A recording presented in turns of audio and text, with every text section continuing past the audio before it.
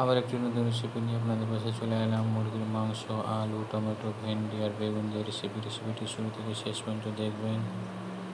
গরম হয়ে গেছে, দিচ্ছি পেঁয়াজ কুচি, লাল হয়ে গেছে, দিচ্ছি আদা রসুন বাটা, ভালো করে আদা রসুন বাটাটা ভাজবো।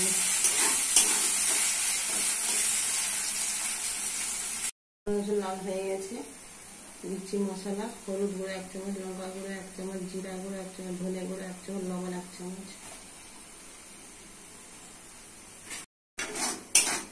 মশলা ভালো করে কষে নিতে হবে। মশলা কষা হয়ে গেছে, দিচ্ছি মুরগির মাংস, ভালো করে মশলার সাথে কষে নিতে হবে।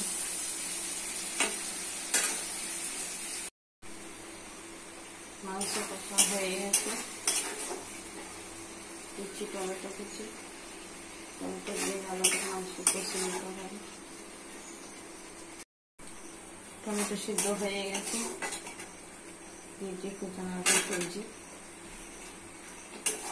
ভালো করে দিয়ে কষে নিতে হবে। মাংস, আলু, ভেন্ডি, বেগুন, এইভাবে আলু ঢেঁড়স সব কষে কষে রান্না করে নিতে হবে।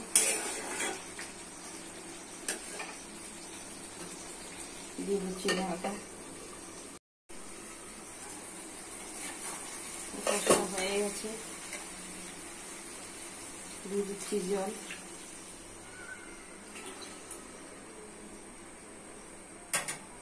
দিচ্ছি গরম মশলা,